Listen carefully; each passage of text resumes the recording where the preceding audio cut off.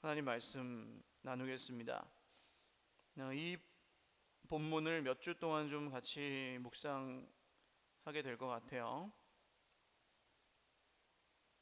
오늘 아까 목사님이 찬양 인도를 예배 인도를 하시면서 목마름에 대한 얘기를 했는데, 여러분, 목마른 거는 왜 목이 마르죠? 객관식으로 또 드려야 되겠죠. 물을 많이 마시면 목이 마르다 1번, 물을 안 마시면 목이 마르다 2번. 몇 번이에요? 물을 안 마시면 목이 말라요. 그러니까 목이 마른 건 물을 마시지 않아서 생긴 결과예요. 근데 이제 물을 마시지 않는 사람이 그 목마른 것을 깨닫지 못할 수도 있어요. 원래 별로 물을 그렇게 좋아하지 않는다거나 목말라도 그걸 별로 목마름으로 느끼지 않는 사람이 있어요. 그런 사람한테 당신은 지금 목말라요, 당신은 목이 말라요, 목이 말라야 해요, 이렇게 어떻게 해도 그 사람은 그냥 아니 나는 괜찮은데 이렇게 되는 거예요. 그러니까 억지로 목마르게 할 수 없어요, 사람을. 그냥 내가 마시지 않아서 목이 마릅니다라는 걸 스스로 느끼기 전에는 그 사람은 목마른 사람이 아니에요. 여러분, 세상 가운데 다른 소망을 가지고 세상에서 여러 가지 것들을 마시며 그 목마름, 채워지지 않는 것들을 채우려 하고 계시다면 목마르지 않으실 수도 있다는 말이에요. 근데 정말로 우리를 목마르지 않게 하실 예수님께 소망을 두고 계시다면 예배 드리는 모든 사람은 목이 마릅니다. 할렐루야. 그게 우리의 믿음이에요. 오늘날 우리가 오해하기 쉬운 것이 있습니다. 성경에 나오는 어떤 교회들이나 믿음의 사람들은 왠지 우리보다 굉장히 대단했을 것 같다는 생각, 특별한 사람들이었을 것이다. 물론 특별하죠. 적어도 오늘날 우리가 고민하는 이런 어떤 초보적인 단계의 고민들, 오늘 오예배를 드릴까 말까, 이런 고민들, 그 사람들은 왠지 안 했을 것 같고, 당장 뭔가 막 사방이 막혀 있어도 믿음으로 막 다 이겼을 것 같고, 그렇게 우리가 생각을 하거든요, 성경에 나온 것만 보니까. 근데 정말 그랬을까요? 그분들에게 우리가 고민하는 이런 고민들이 없었을까요? 오늘 오전에도 말씀드렸지만 믿음의 조상 아브라함이 75세 때 약속을 받고 나서 그 약속이 이루어질 때까지 단 한 번도 흔들리지 않았을까요? 그렇지 않았겠죠. 창세기 성경을 잘 읽어보시면 아브라함이 외로워질 때, 아브라함이 주변의 민족들로부터 위협을 받을 때, 도저히 하나님의 말씀, 약속을 믿을 수가 없을 만큼 나이가 들었을 때, 아이를 낳을 수 없는 몸이 되었을 때, 그럴 때마다 하나님이 아브라함에게 나타나셔서 말씀하세요. 신기해요. 진짜 꼭 필요하고 믿어지지 않을 수밖에 없는 그때 나타나셔서 뭐 하셨다고요? 말씀하세요. 아브라함이 그때마다 흔들렸다는 거죠. 다윗은 양치기 목동 소년 시절에 왕이 될 것이라는 약속을 받죠. 기름 부음을 받아요. 그럼 그 기름 부음을 받아가지고 몇 년 동안 사울에게 쫓겨다니고 죽을 뻔했을 때 하나도 안 힘들었을까요? 난 왕이 될 거니까 이런 것쯤이야 그렇게 버텼을까요? 시편을 읽어보면 그렇지 않아요. 하나님, 도대체 왜 나는 이 모양 이 꼴로 살아야 됩니까? 이런 식으로 시편을 써요, 다윗이. 많은 시편을. 왜 이렇게 힘들어야 됩니까? 하나님 살아계신데 나는 왜 이렇게 고생을 해야 됩니까? 이런 흔들리는 마음을 그냥 솔직하게 표현해요. 다윗도 힘들었어요. 뭐 다른 사람들 예를 더 들을 것도 없어요. 모든 사람들이 성경에 나오는 특별한 위인들이나 대단해 보이는 교회들이 믿을만 해서 믿지는 않았다는 거예요.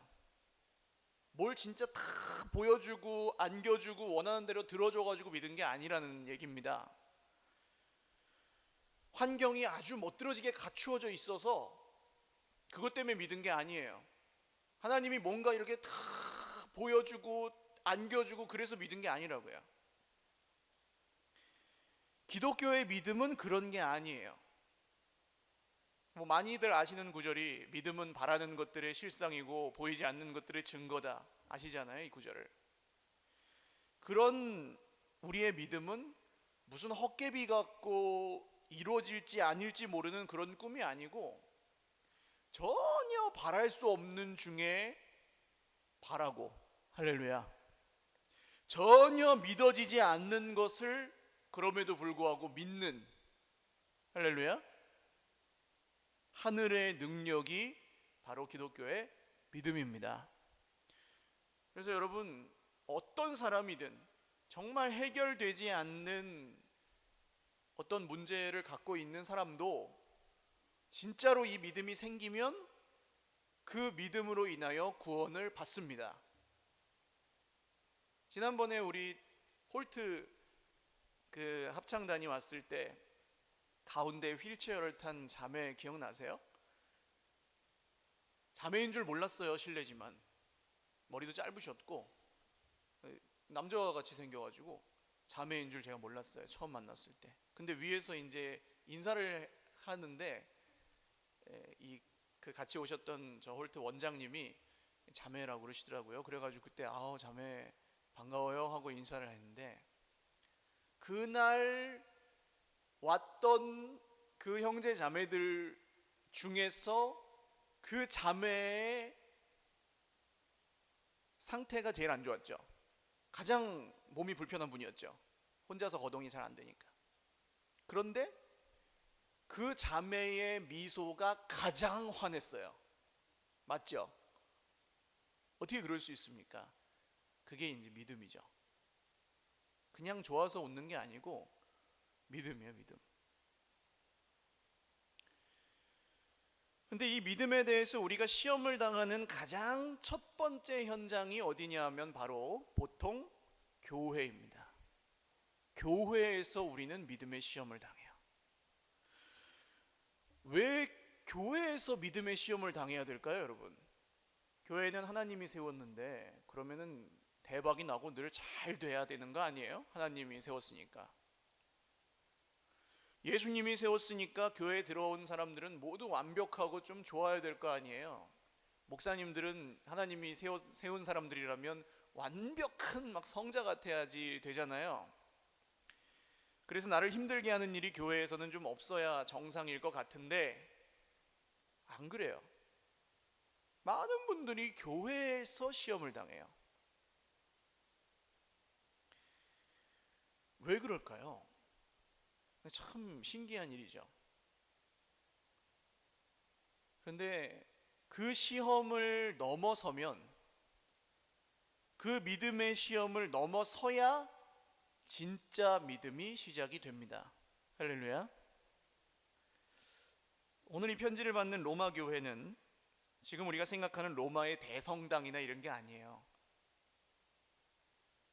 로마서 16장을 보시면 기껏해야 몇 집에서 모이는 한 채 100명이나 될까 말까 한 미미한 공동체예요. 우리 교회보다 작을 수도 있어요. 이런 건물은 없었을 거고요. 그냥 집집마다 이렇게 모여서 모이는 사람들이 그냥 한 100명 정도? 많아야. 로마는 그 당시 세계 최고의 도시였지 않습니까? 인구도 한 100만 명 정도 됐을 거로 추산하고요. 그 중에 100명이에요. 별거 아니었어요, 로마 교회가. 거기다 출신 성분도 보면 만약에 우리가 우리 교회에 일본 사람도 있고 중국 사람도 있고 미국 사람도 있고 우리나라 사람도 있고 그러면은 그 교회가 하나가 되기가 쉬워요, 어려워요? 아니, 우리나라 사람끼만 있어도 하나 되기가 어려운데 외국 사람이 있으면은 어려워요, 쉬워요? 어렵죠. 왜냐하면 외국 사람, 나라가 다르고 민족이 다르면 보는 눈이 다 달라요. 중요하게 생각하는 것도 다르고 생각하는 방식 자체가 아예 달라서 서로를 이해하기가 굉장히 어려워요. 근데 로마 교회는 로마 사람, 그리스 사람, 유대인 뭐 다 섞여 있었어요. 그 시대는 또 노예가 있었잖아요. 주인도 있고 노예도 있고, 예? 자유민도 있고 이제 뭐 귀족도 있고 뭐 그런 교회였겠죠. 거기다 로마는 아주 무서운 문제를 갖고 있는 도시입니다. 황제를 신으로 숭배를 해야 살아남을 수 있는 도시가 로마예요. 모두들 황제가 신이라고 말하는 도시에서 주 예수님이 그리스도요 하나님의 아들이십니다라고 말하면서 사는 게 쉬울까요? 어려울까요? 어렵죠. 그런 교회가 로마 교회였어요. 생긴 지 얼마 되지도 않았고 그나마 형편이나 상황도 그리 좋지 않은, 여러분 로마서를 받는 로마 교회는 우리 교회보다도 역사가 짧아요. 우리 교회는 31년째거든요. 서일 교회는. 로마 교회는 그보다 짧았을 가능성이 커요. 예수님 죽으신 다음에 부활하신 다음에 뭐 바울이나 여타 다른 전도자들을 통해서 복음이 들어갔을 테니까. 그런 상황도 좋지 않고 모습도 별 볼 일 없는 로마에 있는 하나님의 부르심을 받은 몇몇 사람들에게 바울은 오늘 8절에 보시면 이 사람들을 향해서 감사한다 그렇게 얘기합니다.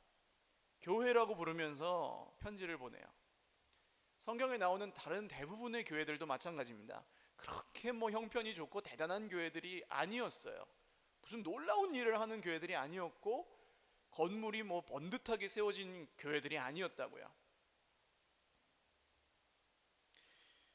많은 분들이 교회를 새로 정하거나 옮기거나 또 예수님을 아예 새로 믿어서 교회를 다니기 시작하거나 할 때 보통 이런 말씀을 하세요. 이런 교회는 본 적이 없다. 그러면은 그 교회에 소속하기로 이 결심을 하는 거죠. 너무 좋다는 거예요. 이런 교회는 정말 본 적이 없습니다. 너무 좋습니다. 근데 한 1년 반 정도 보통 지나면 이런 교회는 본 적이 없다는 말의 뉘앙스가 약간 바뀌어요. 이런 교회는 생전에 본 적이 없다 이렇게 표현하시기도 해요. 다 그런 건 아니지만 이상한 변화죠. 처음에는 이런 교회는 본 적이 없어요. 그러다가 이런 교회는 이렇게 바뀝니다. 이게 이제 교회에서 만나는 믿음의 시험이에요. 사역자들도 이제 보면 우리 교회 온 지 얼마 안 된 분들은 이런 건 처음 해봐요. 또 이런 식으로 사역해 본 적이 없어요. 이렇게 많이 얘기들을 하세요. 대부분. 당연한 얘기예요. 그걸 해보고 다 할 줄 아는 사람이면 여기 올 필요가 없어요. 뭔가 배울 게 있어서 하나님이 보내신 거죠. 그런데 똑같아요. 누구든 뭐 사역자와 성도의 구분 없이 이게 상황이나 환경이 달라서 혹은 무슨 방해하는 사람이 있고 뭐가 안 되고 그래서 그런 게 아니고, 그렇게 생각하면 벌써 시험에 든 거고요. 아브라함이 처음으로 하나님의 부르심을 받아서 고향을 떠날 때 떠나는 게 쉬웠을까요? 어려웠을까요? 이 객관식으로 또 드릴까요? 자기가 살던 터전에 모든 걸 다 버리고 혼자 가족들을 데리고 뭐 치안도 없고 군대도 없던 그 시절에 미지의 땅으로 가는 게 쉬워요? 어려워요? 어렵습니다. 불가능해요. 하나님이 약속한 몇 마디를 믿고 그렇게 갈 수 있다는 건 사실 말도 안 되는 일이에요. 그래서 가다 보면 실수를 하기도 하고요. 주저앉기도 해요. 중간에 낙심도 하고 실망도 해요. 염려도 하고 걱정도 해요. 근데 아까 말씀드렸죠. 그때마다 누가 나타나세요? 하나님이 나타나세요. 그리고 뭐 하신다고요? 말씀하세요. 할렐루야. 교회는 예수님이 세우십니다.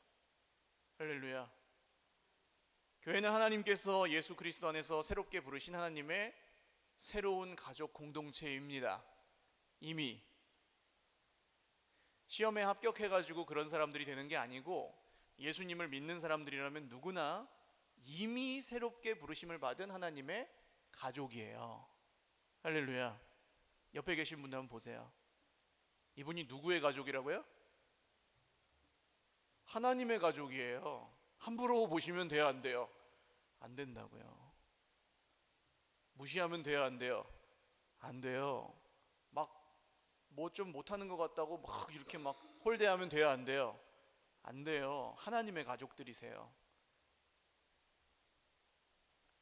이걸 믿어야 교회를 다닐 수가 있어요. 그러니까 믿음의 문제죠.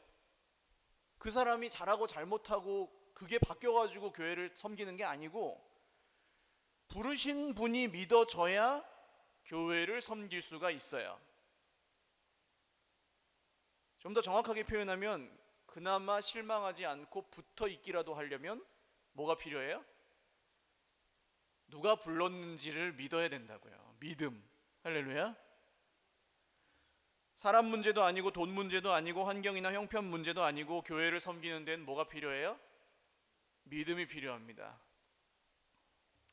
그러니까 이런 교회를 처음 받고 이런 식으로 일을 안 해봤어도 하나님께서는 그때 나에게 뭘 요구하시는 걸까요? 뭘 요구하시는 걸까요? 믿음을 요구하시는 거예요. 할렐루야. 그리고 믿는 사람이 그 일을 하면은 될까요? 안 될까요? 될까요? 안 될까요? 될까요? 안 될까요? 됩니다. 왜 되는지 아세요? 그 사람이 믿는 그 믿음대로 하나님도 보시지만 사람들도 봐요. 그렇지 않아요? 그 사람이 하나님을 믿음으로 정말 확신에 사로잡혀서 하나님의 말씀대로 하면 사람들이 그걸 봐요. 그리고 감동해요. 따라가요. 그러면 이제 사람도 모이고 돈도 모이고 그래서 일이 돼요. 하나님의 일은 그렇게 됩니다. 그러니까 믿음으로 시작하지 않았는데 하나님의 일이 되는 게 아니에요. 다른 데서 출발하지 않아요. 조건과 환경을 갖춰서 하는 게 아니고 믿음입니다. 믿음. 그래서 아브라함이 갈 바를 알지 못하고 갔는데 하나님이 그것을 믿음으로 보셨다고 얘기하죠. 히브리서에 보면. 교회를 바라보는 눈은 현실의 눈이 아니고 믿음의 눈이어야 합니다. 자꾸 이런저런 형편 이야기, 사람 이야기, 탓하는 말, 이렇게 해야 잘 될 거고 저렇게 해서 안 되고 이런 생각이 자꾸 나를 지배하려고 해요. 환경을 보면, 사람을 보면. 그때 하나님을 믿으실 수 있기를 주님의 이름으로 축원합니다. 믿음이 필요합니다. 그때. 교회만 그럴까요? 우리가 처해 있는 개개인의 상황이 다 그래요. 사실은 가정도 여러분 내 배우자가 100% 뭐 마음에 들어서 결혼은 처음에 하셨겠지만 살아보니까 어떠세요? 100% 나의 마음에 맞지 않거든요. 자녀는요? 말할 것도 없고 부모님은요? 내가 그 집에 태어나고 싶어서 태어났나? 막 이렇게 생각하는 자녀들도 가끔 있어요. 그때 근데 그게 문제냐고요. 정말 이스라엘 백성들이 광야에서 축복의 땅에 갈만해서 들어갑니까? 어떻게 해요? 자꾸 이런저런 막 그냥 내내 불평하고 조금만 뭐만 없으면 애굽으로 돌아가야 돼. 애굽에서 그냥 죽을 걸. 진짜 하나님이 보시기에 어땠을까요? 정남이가 뚝뚝 떨어졌겠죠. 그거를 그렇게 할 때마다. 모세는요? 모세가 엄청나게 대단합니까? 그 대단함으로 한번 일어섰다가 살인하고 도망자가 되어서 40년을 광야에서 보내느라 실어증에 걸린 사람이에요. 모세는 모세가 어버버버버 하는 걸 잘 아니까 하나님이 말 잘하는 형 아론을 붙여주시잖아요. 근데 그나마 하나님이 붙여주신 사람 아론도 뭐라 그래요? 모세만 하나님하고 대면하냐? 야, 나도 똥급이야 하다가, 예. 그러니까 모세도 그렇게 강한 분, 대단한 분이라기보다는 부르신 하나님이 특별하시기 때문에, 할렐루야, 쓰임을 받은 분이에요. 그런데 이런 분들이 어떻게 축복의 땅으로 가요? 그게 하나님의 은혜입니다. 할렐루야. 약속하신 하나님이 특별하시기 때문에, 약속하신 하나님, 부르신 하나님이 신실하시기 때문에 그분을 믿는 사람들이 부족할지라도 축복의 땅에 들어가는 거예요. 축복의 땅에 들어갔죠.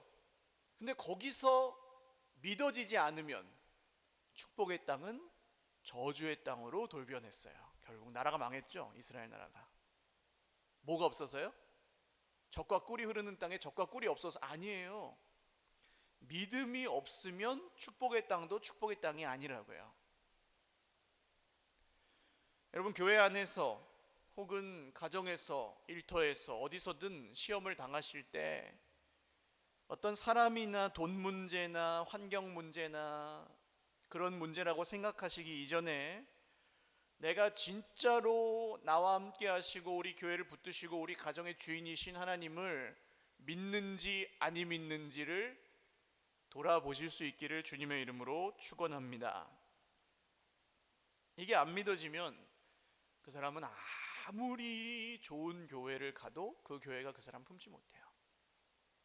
자기가 정말 원하는 집에 다시 태어나게 해줘도 이게 안 믿어지면 그 사람은 결국 또 불평거리를 찾아내요. 내가 진짜로 원하는 회사에 딱 들어가도 또 다른 불평과 원망이 생겨요.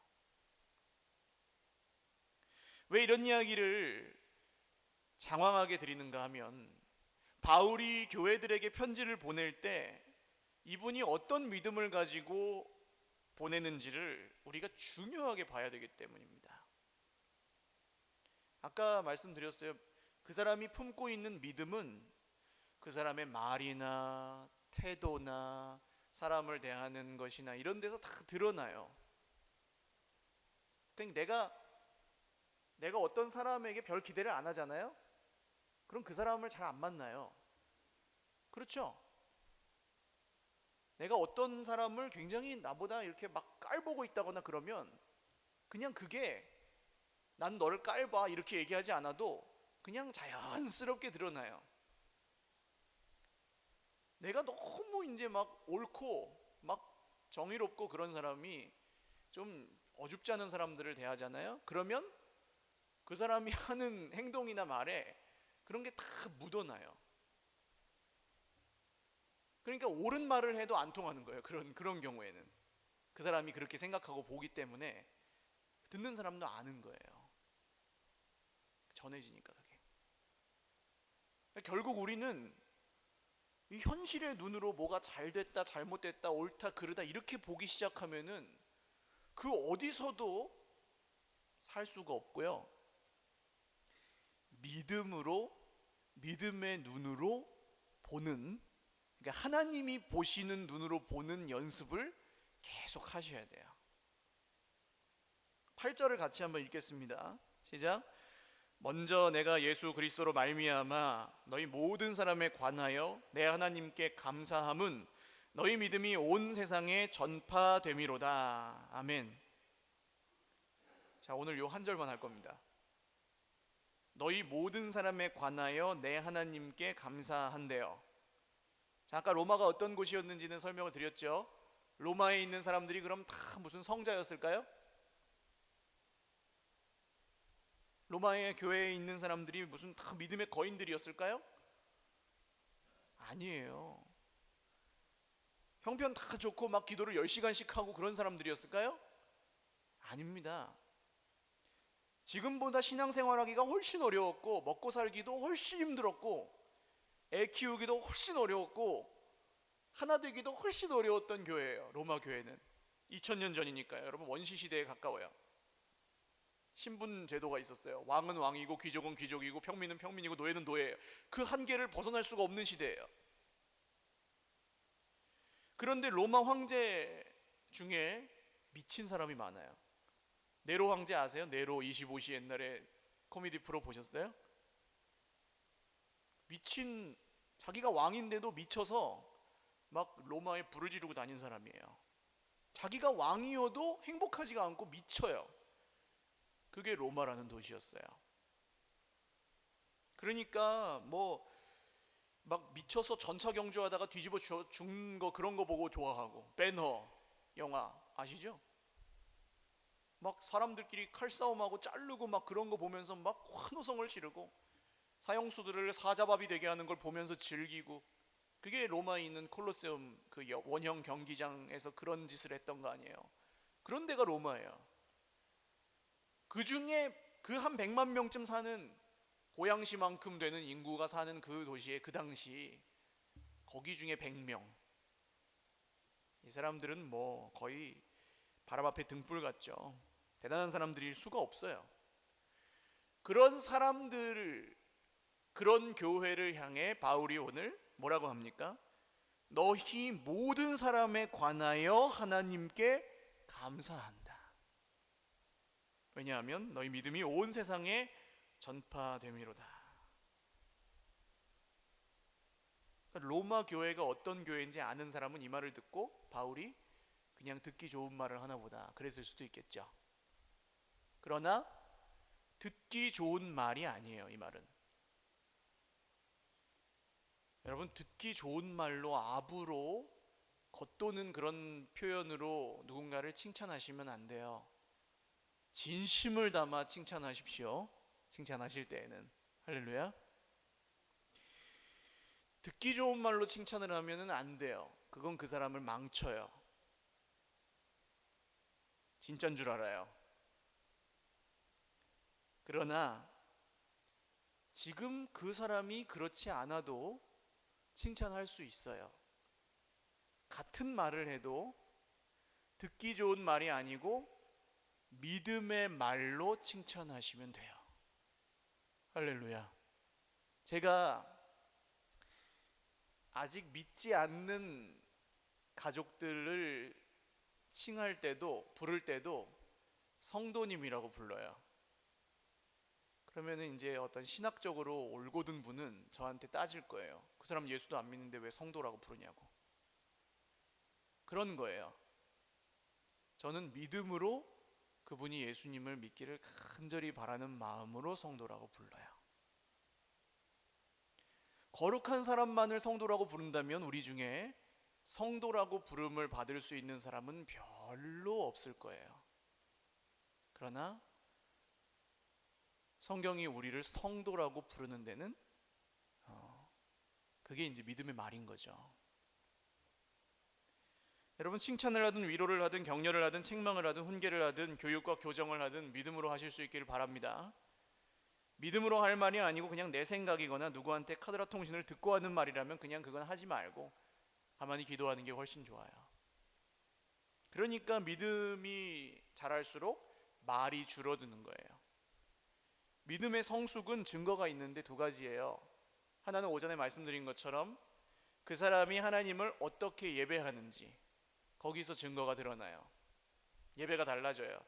자세, 하나님 말씀을 듣는 자세와 태도가 바뀌어요. 그 삶이 바뀌죠. 또 다른 하나는 그 사람의 입술이 달라져요. 신실하신 하나님을 믿는 사람은 반드시 입술의 변화를 경험해요. 왜 그렇습니까? 이건 제가 한 10번은 말한 것 같아요. 이제 하나님은 말씀하시는 하나님이시고, 그 다음 그 말씀, 그 약속을 반드시 어떻게 하세요? 지키시는 하나님이에요. 그래서 우리가 하나님 뭐라고 불러요? 신실하시다고 불러요. 신실하신 하나님을 믿는 사람은 그 입술이 신실해지게 되어 있어요. 점점 겉과 속이 다르지 않고 했던 약속을 지켜요. 허튼 소리 하지 않고 향방 없는 말을 막 쏟아내고 대충 나오는 대로 뱉어내지 않고 신실하게 말하기 시작합니다. 근데 이게 간단하지가 않아요. 단순하게 말을 좀 조심해서 가려서 합시다 그런다고 되질 않아요. 진짜 막 어떻게 될 것 같고 막 가만히 있을 수가 없고 힘들어 죽겠고 막 그런 막 안절부절하는 그런 걸 우리가 막 겪고 그러거든요. 그러니까 막 또 도루묵대고 그러는데, 그럴 때에도 우리가 믿음의 말을 하면서 하나님 앞에서 그 감사를 드리고 지켜야 되는데, 그게 어떻게 가능하냐고요. 이 비밀이 이제 8절 초반에 나옵니다. 내가 누구로 말미암아 그래요? 8절 처음을 보십시오. 먼저 내가 누구로 말미암아요? 예수 그리스도로 말미암아. 이것이 이 믿음의 핵심이고 공공연한 비밀이에요. 믿음 없는 사람들의 눈에는 이 이름이 보이지 않아요. 그냥 지나가요. 그런데 8절을 이제 세 번역으로 읽으면 이렇게 써 있습니다. 나는 먼저 여러분 모두의 일로 예수 그리스도를 통하여 나의 하나님께 감사를 드립니다. 그러니까 로마 교회의 사람들이 전혀 그렇게 대단한 사람들도 아니고 다 잘하는 것도 아닌데도 바울이 하나님께 감사를 드리는 것은 누구를 통해서요? 예수 그리스도를 통해서. 할렐루야. 믿음으로 보니까, 믿음의 눈으로 보니까 그게 감사가 되더라는 거예요. 감사할 것만 찾아서 감사를 하면 여러분 감사할 수 없을 때가 훨씬 많아요. 그러면 누가 감사원금을 드리겠어요? 우리 교회는 참 좋은 전통이 감사 제목을 구체적으로 적지 않아도 감사원금을 꾸준히 하시는 분들이 있어요. 범사에 감사합니다 이렇게. 전 그게 진짜 믿음이라고 생각해요. 이유가 없어도 감사하는 거예요. 누구를 통해서요? 예수 그리스도를 통해서. 이게 없어서 안 될 것 같고 저게 없어서 안 될 것 같고 그런 시험은 우리에게 늘 있어요. 교회에서도 있고 세상에서도 있어요. 내 개인적으로도 있고 가정에도 있고. 그때 막 그냥 놔두면은요, 입만 열면 불평, 원망에 불만, 탓, 옛날 고리적 상처받은 얘기 막, 아니면 자기 자랑, 왕년 얘기 막 이제 늘어놓잖아요. 우리 입술을 그냥 내버려 두면. 지금 피곤하신 분들이 많아갖고 얘기를 또 해야 되겠네요. 거의 끝났어요. 근데 권사님 한 분이 해주신 얘기인데 라디오에서 나왔대요. 어떤 목사님이 기차를 타고 가는데, 이 얘기 한 5번 한 것 같은데, 기차를 타고 가는데 앞에 있는 이 지긋한 중년 노 부부가 타고 있어가지고 이제 대화를 시작했는데, 선생님 뭐 하십니까? 조그만 사업을 하나 경영하고 있습니다. 근데 이제 사모님도 뭔가 막 알아요. 그래갖고 막 이렇게 막 이 얘기를 막 하시는 거예요. 그래가지고 이분도 뭔가 하는 것 같아가지고 목사님이 물었대요. 그럼 사모님도 뭐 좀 일을 하시는 모양이죠? 그랬더니 이 남편이 저희 아내는 생산업에 종사하고 있습니다. 그래. 그러면 뭐 공장 같은 걸 하시는 모양이죠? 그랬더니 아니요, 불만 생산업을 종사하고 있습니다. 왜 그럴까요? 왜 불만 생산업자가 될까요? 지금 감사할 게 없어서 그래요. 오늘 감사할 게 없고 오늘 자랑할 게 없으니 감사가 안 나오고 불평이 나오는 거예요. 그분들이 이상한 게 아니고 감사할 게 없어서, 목이 마르지 않아서 믿음의 말을 못하는 겁니다. 감사하지 않아서. 그런데 감사할 게 없어요. 근데도 감사를 하는 사람이 있어요. 그 사람이 특별히 하나님의 은총을 받아서 부자고 건강하고 그래서 감사를 해요? 보통 그렇지 않아요. 진짜 진심으로 감사하는 분들은 누구를 통해서 감사합니까? 예수 그리스도를 통해서 감사해요. 할렐루야. 한번 따라 하십시오. 오늘 몸이 아파도 예수 그리스도를 통해서 감사합니다. 오늘 가난해도 예수 그리스도를 통해서 감사합니다. 오늘 내 마음에 안 들어도 예수 그리스도를 통해서 감사합니다. 할렐루야. 이렇게 말하면서 살다 보면 바뀔까요? 안 바뀔까요? 이건 역시 여러분 믿음이 다 있으세요. 객관식으로 안 드려도 되네요. 바뀔까요? 안 바뀔까요? 바뀌어요. 그게 믿음의 능력이에요. 여러분, 사랑하는 여러분, 정말로 아닌 걸 보셔도 믿음의 말로 그것을 바꾸는 하나님의 사람들 되시기를 주님의 이름으로 축원합니다. 불가능한 세상에서 믿음의 말과 정말 주님을 향한 굳건한 믿음으로 그것을 이기시는 저와 여러분 되시기를 주님의 이름으로 축원드립니다. 같이 찬양 한 곡 드리고 기도하겠습니다.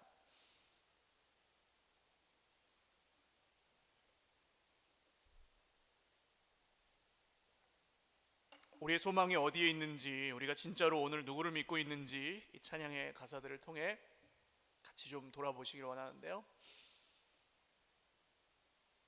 네, 무엇이 변치 않아 내 소망이 되며.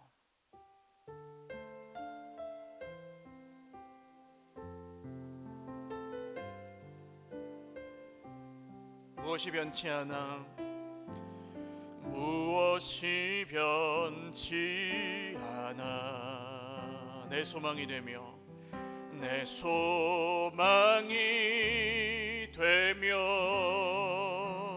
무엇이 한결같아, 무엇이 한결같아 내 삶을 품으리. 그 누가 날 만족해 해 내 영이 쉬며. 그 누굴 기다려 내 영이 기쁘리.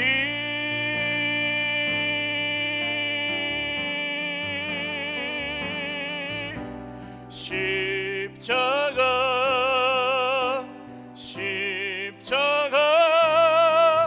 그 그늘 아래 내 소망이 있네. 십자가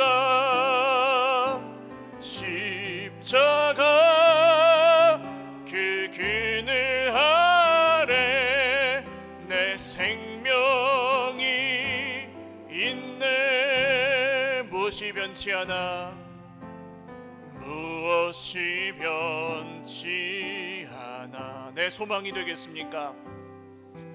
내 소망이 되며. 무엇이 한결같아, 무엇이 한결같아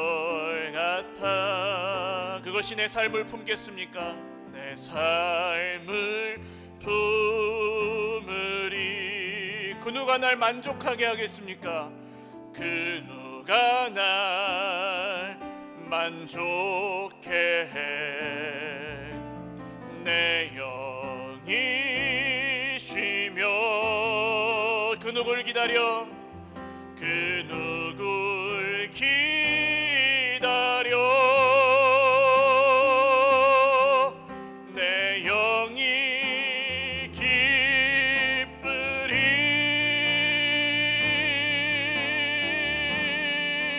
십자가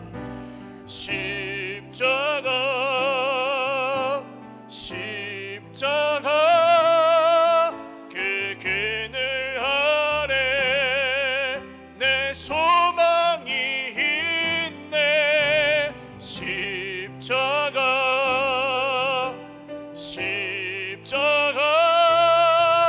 그 그늘 아래 내 생명이 있네. 기도드리겠습니다.